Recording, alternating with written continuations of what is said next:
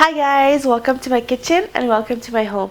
Today I'm going to show you how to properly steam your vegetables. Steaming vegetables is such a great way to cook your vegetables because it's very nutritious and it's also low in fat. Contrary to frying your vegetable or even stir frying your vegetables, you don't use any oil at all when you steam your vegetables. And also it's better than boiling the vegetables because you actually get to keep the nutrients of the vegetables, because when you boil the vegetables for too long, the hot water tends to strip the nutrients out of the vegetables, but when you steam them, the vegetables hold on to their nutrients. So if you're on a diet or if you just want to adopt a very healthy lifestyle, then steaming your vegetables is the best way to do it.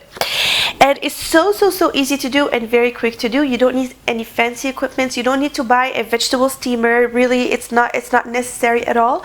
All you need is something like this. This is I believe it's called a steamer insert or a steaming basket, and basically I got this from IKEA for less than $5. And what you do is you place this into any pot. It's pretty flexible, so you get to use it in any size of pot. If you can't find it, then what you can also do is you can get a colander, like a stainless steel colander, and just basically this one here fits on top of my pot here and it works just as well. So basically what you need is some kind of equipment that has holes in it where you can place your vegetables without them actually touching the water, and they have to have holes to allow the steam to basically get all over the pot and steam your vegetables properly.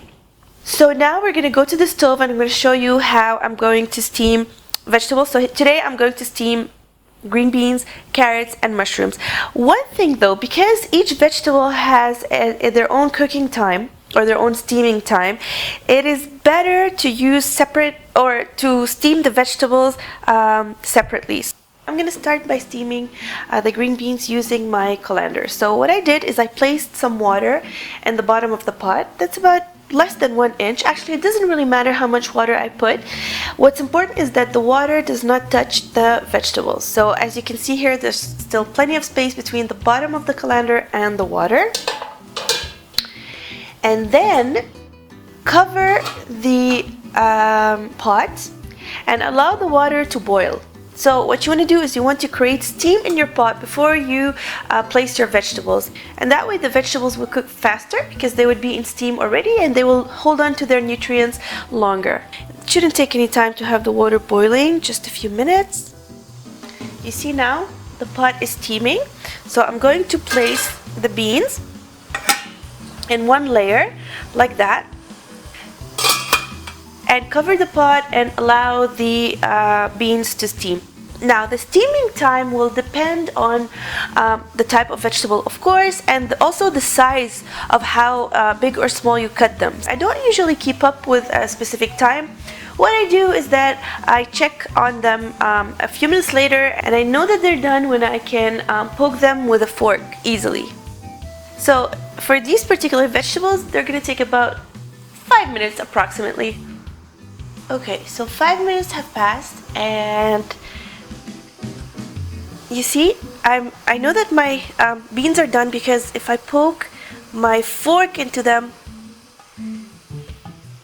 I can do that very easily. Ready? It's not too tender, it's still a bit crunchy, and that's how I like it. So what I'll do is I'll remove the beans.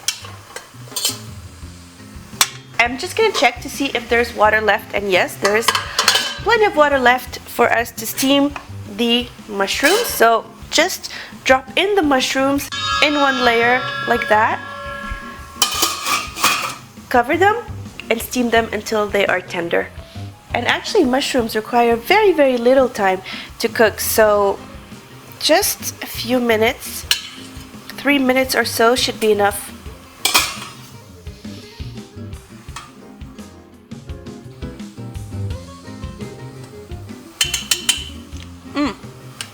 So good. So normally at this stage I would add the rest of my vegetables and so on and so forth, and if I need to add some more water I would. But actually what I'm going to do is I'm going to steam my carrots in a different pot just to show you how to use the steaming insert. I'm going to use this one here. add some water, and now I'm going to place my steaming basket or my steaming insert.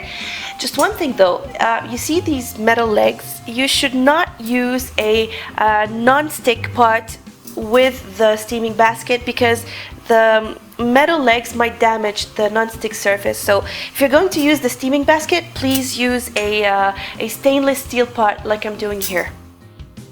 Again, I placed enough water so that it goes about halfway up through the leg here.